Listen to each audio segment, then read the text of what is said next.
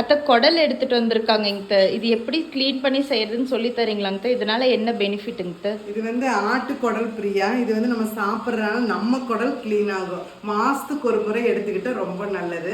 இப்போ தண்ணி ஒரு டம்ளர் தண்ணி நல்லா கொதிக்க வைக்கிற இந்த சமயத்தில் வந்து நம்ம இந்த குடலை அப்படி போட்டுக்கணும். நல்ல ஒரு கொதி விடணும். சரிங்க சார். இப்போ நல்ல தலைப்படப்படன்னு கொதிக்கிறதுலேயே அந்த குடல் பாருங்க, அப்படியே அந்த அழுக்கெல்லாம் மேலே வருது. இது நல்ல ஒரு 10 தாட்டி நல்லா தேய்ச்சி கழுவணுங்க. தண்ணி அப்படியே விட்டு விட்டு கழுவுறப்ப தான் அந்த அழுக்கெல்லாம் போகும். நல்லா வெள்ளையாக பளிச்சுன்னு ஆகணும். மஞ்சத்தூள் போட்டு நல்லா கொதிக்கணும் பிரியா. சரிங்க. ஒரு முதல்ல வடிச்சுக்கோங்க நல்லா.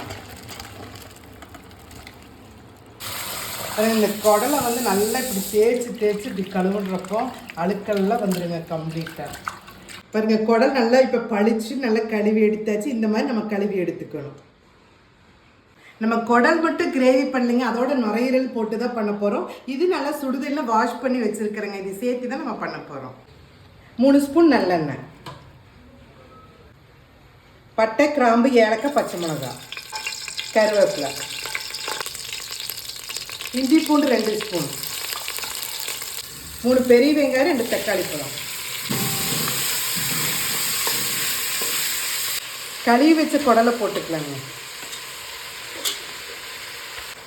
கழுவி வச்ச நுரையீரலை போட்டுக்கலாங்க. நல்லா வெங்காய தக்காளியோடங்க நல்லா குடலும் நுரையீரலும் நல்லா வதங்கிருச்சுங்க. இப்போ வந்து நம்ம உப்பு மஞ்சத்தூள் போட்டுக்கலாங்க. பாருங்க, அளவான உப்பு, மஞ்சத்தூள்.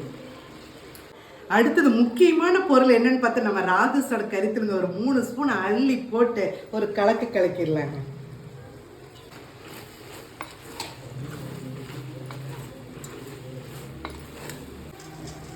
அத்தை பார்க்கவே கலர்ஃபுல்லா இருக்குங்க. வேற எந்த தூளுமே நம்ம போடல தானேங்க? வேற எந்த தூளும் போடல பிரியா. ராஜஸோட கறித்தூள் தான். நல்லா 2 டம்ளர் தண்ணி ஊற்றி ஒரு 5 விசில் குட்டு எடுத்துக்கலாம் பிரியா. சரிங்க.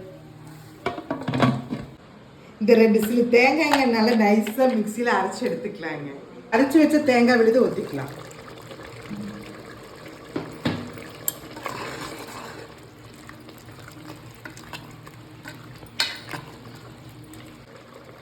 தேங்காய் போட்டு நல்லா ஒரு கொதி வந்துருச்சுங்க. இப்போ 1 ஸ்பூன் பெப்பர் போட்டுக்கலாங்க. இது கொஞ்சம் காரம் வந்து தூக்கலாக இருக்கிறது தான் செமையாக இருக்குங்க. அதனால தான் பெப்பர் கொஞ்சம் ஆட் பண்ணியிருக்கிறேன்.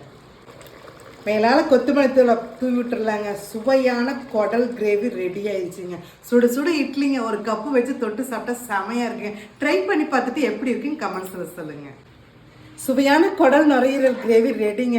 சுட சுட இட்லிங்க. அப்படியே அந்த இட்லி மேலே ஒரு 2 கரண்டி வச்சு சாப்பிட்டா எப்படி தெரியுங்களா இருக்கும். செம டேஸ்ட்டாக இருக்குங்க. இதை ட்ரை பண்ணி பார்த்து எப்படி இருக்குன்னு கமெண்ட்ஸில் சொல்லுங்கள்.